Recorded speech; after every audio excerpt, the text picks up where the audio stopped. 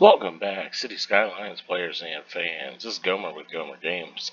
This video is a little bit different than some of the others I've done, and I really wasn't planning on doing a video on this particular subject, but I just decided that I was going to put some ideas out there because I've never ran across them in other videos of this heavily covered topic. Last week we got a little bit of news that Cities Skylines II is on its way. It's in development, 1 month away, so it's probably a good portion of the way along in development by now.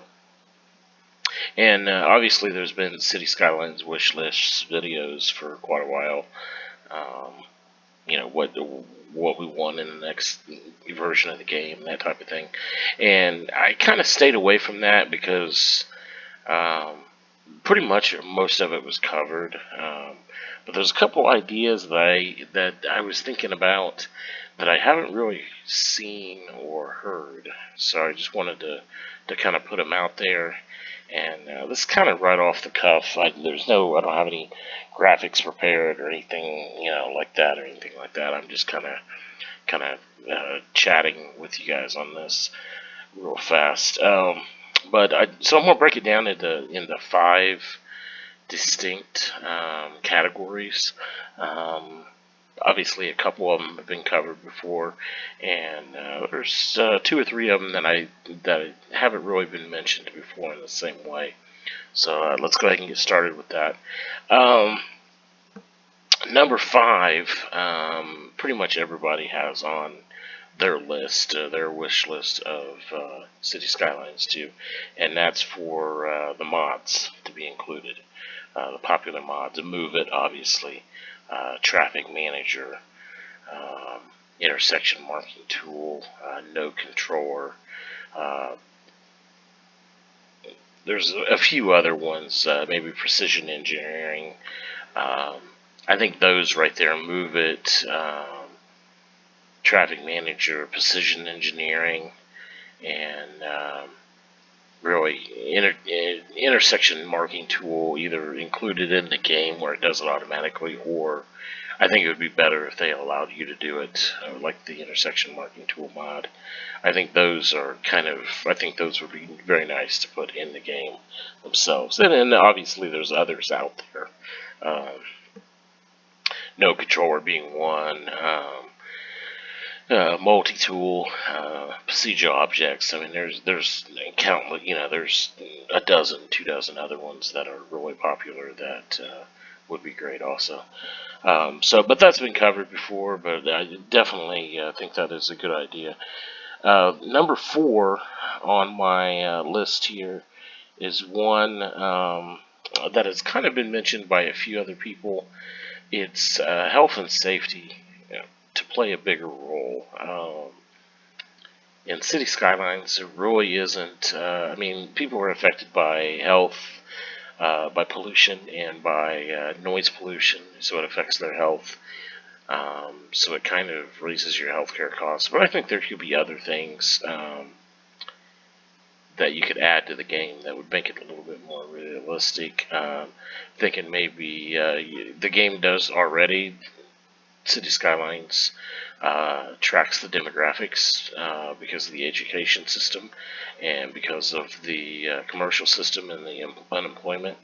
It tracks youth, young, and adult and seniors. So obviously, if you have a greater senior population, I would think that your healthcare would be higher. Your healthcare cost would be higher. If you have a younger population, then your healthcare cost would be lower. Um, I think safety would come into issues with traffic manager. A lot of times, when they add a stoplight, they change a lane, they do some sort of road redirection or something like that. That has to do with safety, not traffic congestion. Um, Obviously, congestion and flow of traffic and that type of thing does play a part, but a lot of it is safety. A lot of times, if you're driving down the road and you get stopped by a stoplight that wasn't there 2 days ago, that's because there was probably a number of accidents there at that intersection, and they decided to place a stoplight. Same thing with a roundabout. If they put in a roundabout, it's probably because there was a number of accidents there. So I think tying that in with traffic manager and health and safety, I think would be a great addition to the game. I think that would just be. And they could even take it as far as marinas and water safety and stuff like that. I'm not sure how that would work, but you could kind of factor that in too. Number 3. This one's a little bit different. I was thinking that we'd have a little bit more control. It would be nice if we had a little bit more control over the layers in the game. Now, we already have layers in the sense that when you hit the park button, um, you have a park layer, and then you have a traffic control layer, and you have a crime layer, a health layer. You have a bunch of these layers all the way down, even resources and stuff, that switches the map to these layers. But I'm thinking something to the effect of turning off traffic, so the game's not even rendering it visually, so it's easier on your processor. The traffic's still there, and you can turn it back on, and it may take a few seconds for it to re-render, but the game's kind of processing it like it's off screen everywhere, even though right in front of you may be the busiest area in your city. But because that layer's turned off, the game's not rendering it, so therefore the processor's not having to work on it. So that'd make it easier. That would help in a number of different ways. It would help. Maybe you're building something specific, and you're not really looking for the eye candy. You're looking for movement of the camera and for your processing. That would help people with lower end PCs to be able to play the game better and have a little bit better, more fun with the game, because you're not sitting there constantly fighting with the game and your PC. It's just a thought. If anybody has any thoughts about that, please feel free to leave that in the comments. You could also, I would think you could turn a layer off for the water function too. Maybe just make the water static instead of actually having the water function. I think that could be another layer that you could turn off, and I just think that would work. Obviously, you'd want to turn it back on. Okay, number 2 is realistic demand for services, city services, commercial and industrial services. And this kind of covers a huge swath of things. I'm thinking more along, number 1, I'm thinking more along the lines of, if you have a village, small town of 250 people, small towns of 250 people do not have their own water pump and their own sewer system. They're still on wells. They still have septic systems. They probably don't have a police force. If they do, it's 1 or 2 volunteer officers. They rely on other agencies for police force, county and state and stuff like that, in the United States, county and state. So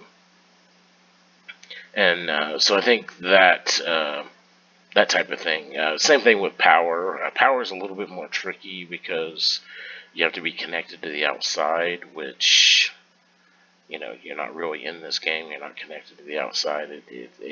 So that would be a little bit more tricky.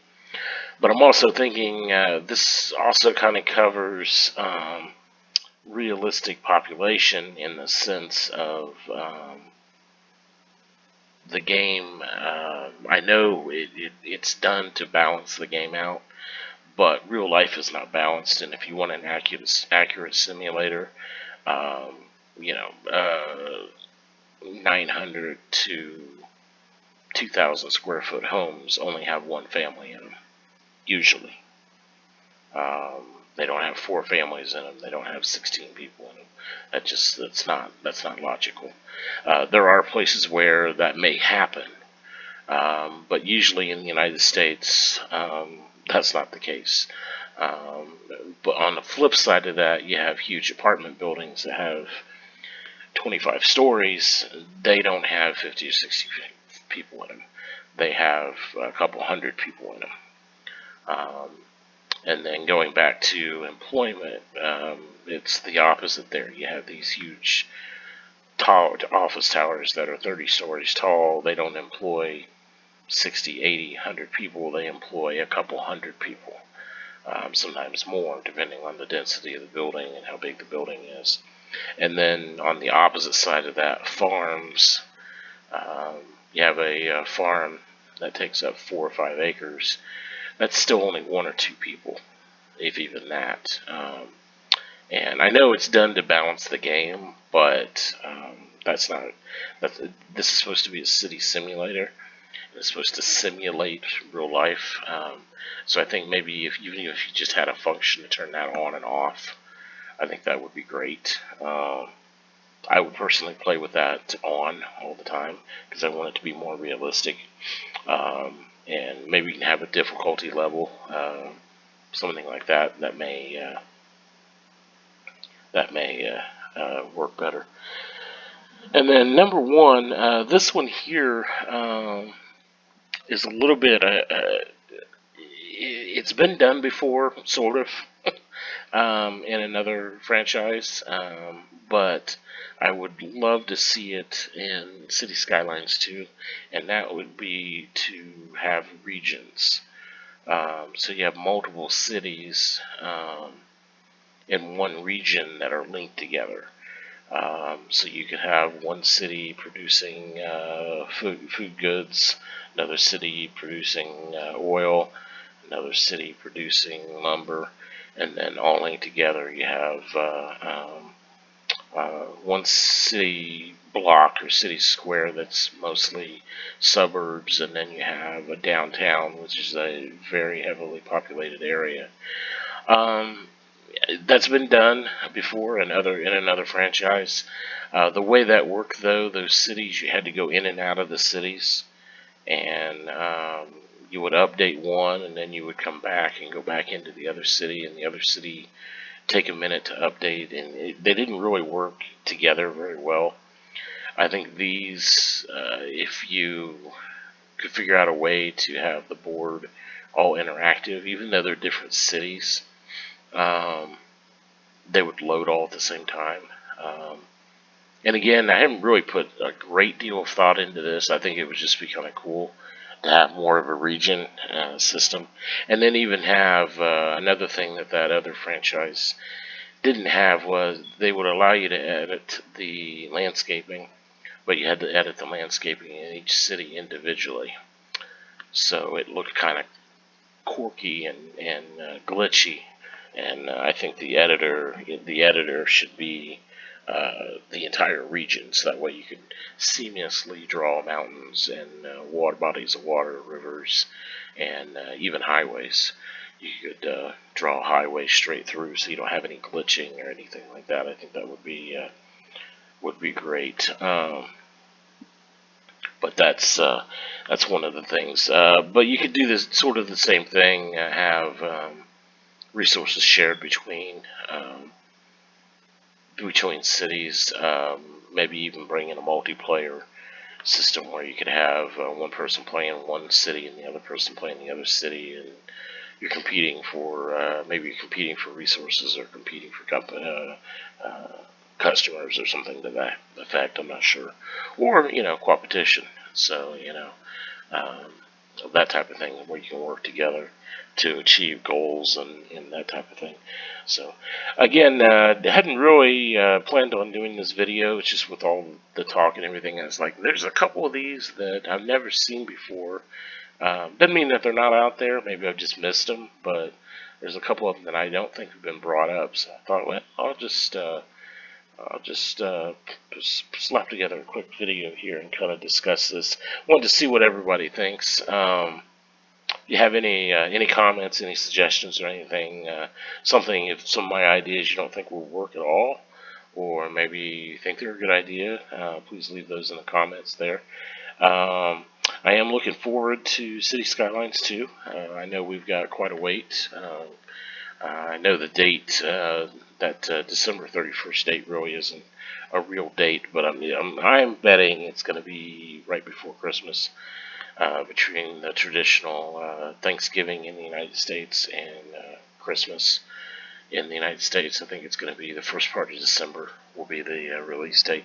That's my guess, and if it's not pushed back into 24.